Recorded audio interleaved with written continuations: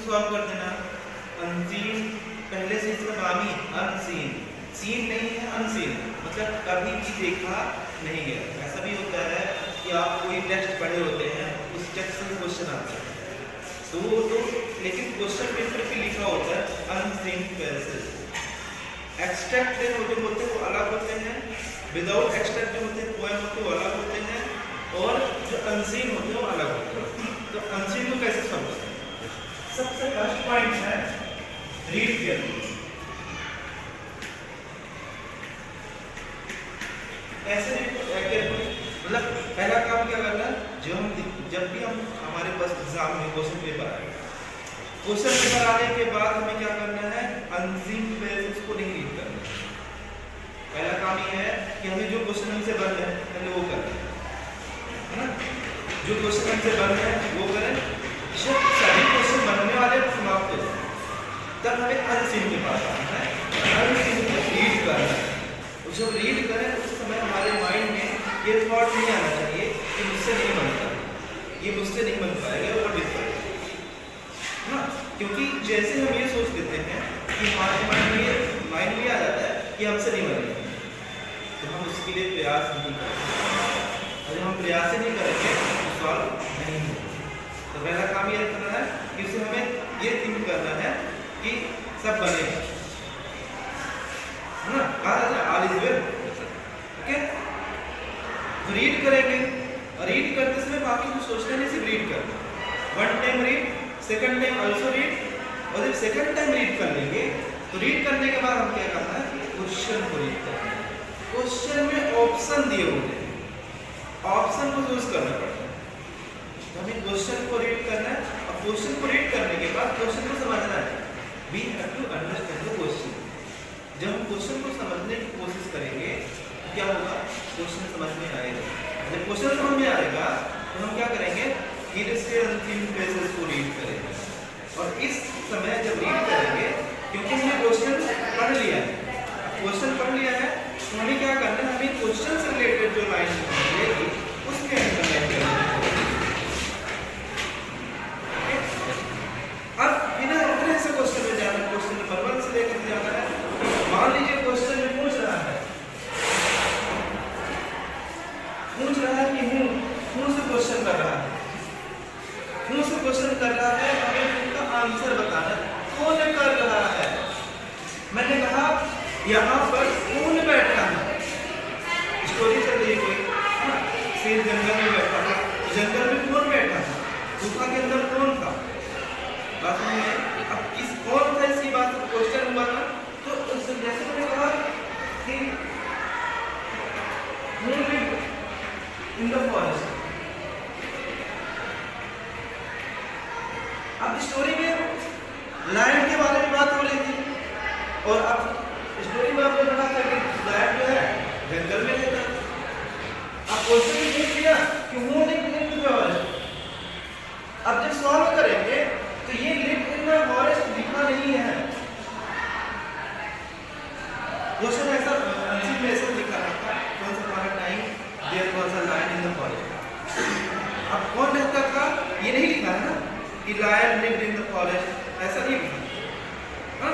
तो अब क्वेश्चन में कह रहा है कि हु लिव्ड, तो दूसरा चीज हमें क्या देखना है, ये सबसे पहले टेंस, जो भी टेंस है, जिस भी टेंस में क्वेश्चन है उसी टेंस में आंसर देखना है। हमने क्या देखा, V2 है, V2 है, V2 किस टेंस की पहचान है, पास्ट टेंस। जैसे हमने देखा V2 मिला, V2 पास्ट टेंस का है। अब हमें आंसर में क्या करना है, मतलब कि वर्ब की सेकंड फॉर्म ही आए तो पॉजिटिव सेंटेंस बनाएंगे। तो पॉजिटिव सेंटेंस बनाते समय कौन होता है ये देखेंगे। मैंने कहा लायन का लायन,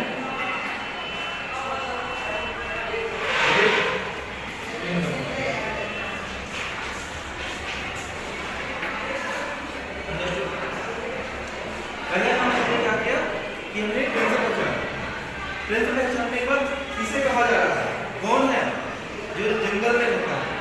अब हमें अनसीन पैसेज पढ़ा था हमने, हमें ये समझ में आ गया कि ये व्यक्ति या पर्सन, ये एनिमल जो भी है वो जंगल में था, तो हमने उसको अंडरस्टूड। ये मुझसे क्वेश्चन नंबर किस तरह का। अब पूछे वेयर वॉज द लायन। अब वेयर जो है वो क्या पूछना है, प्लेस, किस प्लेस में रहता था, है ना। अब प्लेस का नाम बताना है। अब हमने प्लेस में देखा था कि फॉरेस्ट क्या है, फॉरेस्ट भी एक प्लेस है ना। तो प्लेस है, इसलिए क्या हुआ, आंसर क्या बताएंगे, यहां से स्टार्ट करेंगे। The lion was in the forest. Lion was in the forest. अब देखो इस क्वेश्चन का भी आंसर पास्ट में ही दिया है। ये देखो पास्ट में है तो आंसर भी पास्ट में आया। क्या समझ में आया कि हमें टेंस को ध्यान रखना है कि किस टेंस में क्वेश्चन है, उसी टेंस में ही आंसर राइट।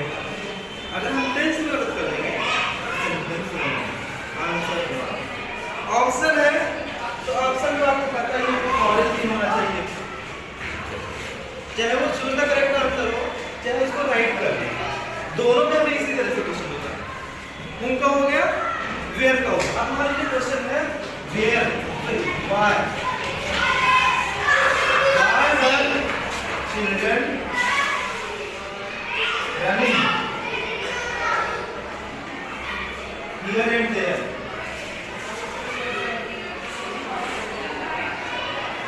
बच्चे यहाँ हम क्यों दौड़ रहे हैं, क्यों दौड़ रहे हैं।